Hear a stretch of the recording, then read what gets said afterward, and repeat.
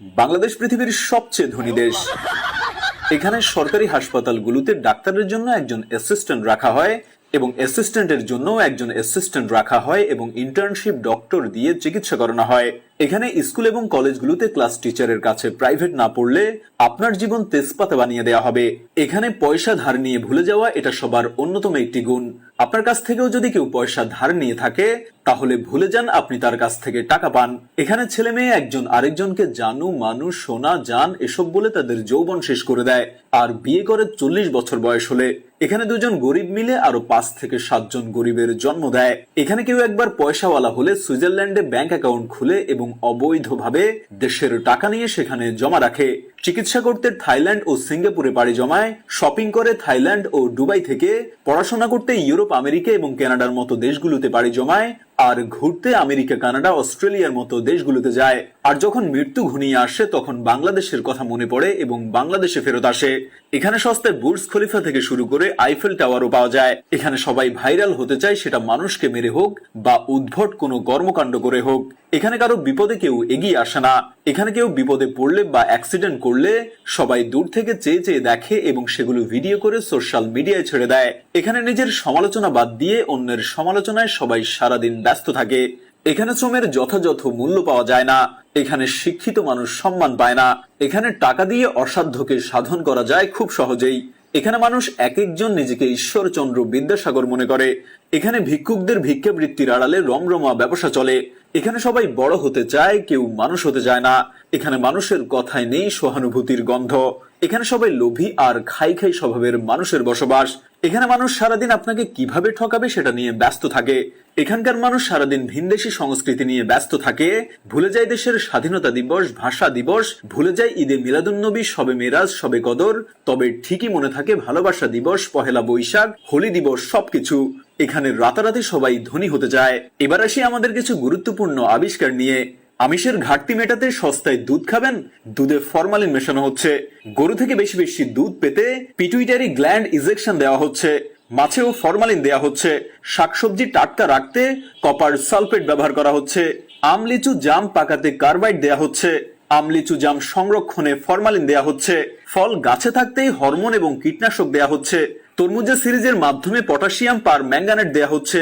কলা পাকানো হয় ক্যালসিয়াম কার্বাইড দিয়ে। রেস্টুরেন্টে গিয়ে কফি খাচ্ছেন, কফি পাউডারে তেঁতুলের বিচির গুঁড়া মিক্স করা হচ্ছে। মশলায় ইটের গুঁড়া দেয়া হচ্ছে। হলুদে ল্যাড ক্রোমেট বা ল্যাড আয়োডাইড দেয়া হচ্ছে। মুড়িকে ধবধবে সাদা বা বড় করতে হাইড্রোজ ও ইউরিয়া দেয়া হচ্ছে। দীর্ঘক্ষণ মচমচে রাখার জন্য জিলাপি চানাচুরে পোড়া মোবিল দেয়া হচ্ছে। আইসক্রিম, বিস্কুট, সেমাই, নুডলস ও মিষ্টি আকর্ষণীয় করতে কাপড় ও চামড়ায় ব্যবহৃত রং ব্যবহার করা হচ্ছে। ফলের রস তৈরি করা হচ্ছে কেমিক্যালস দিয়ে। বিদেশে মেয়াদ উত্তীর্ণ খাদ্য, ওষুধ, কেমিক্যালস নতুন মেয়াদের স্টিকার লাগিয়ে সেগুলো আবার নতুন করে বিক্রি করা হচ্ছে।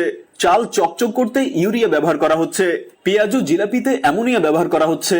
আমরা বাজার থেকে যে 20 লিটারের ফিল্টার পানি নেই সেগুলো অধিকাংশই অটোমেশিনের নামে হাতে ঢালা হচ্ছে। ফলে হরমোন প্রয়োগ করা হয়। সবুজ ফল ও শাকসবজিতে কাপড়ের সবুজ রং ব্যবহার হয়, শসেতেও তাই।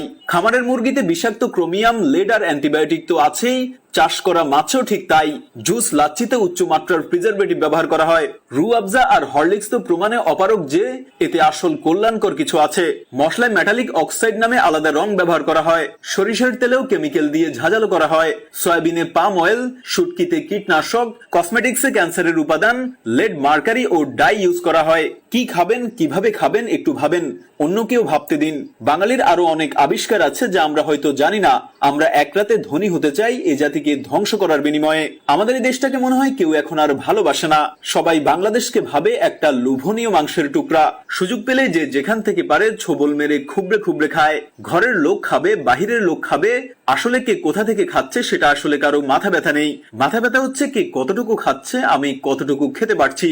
দেশ গোল্লায় যাক, সব হারিয়ে যাক, আমার কি এত ভাবার সময় আছে? আমারটা আমি আগে খেয়ে নেই। আমার সন্তান, আমার পরিবার আমি সামলাবো।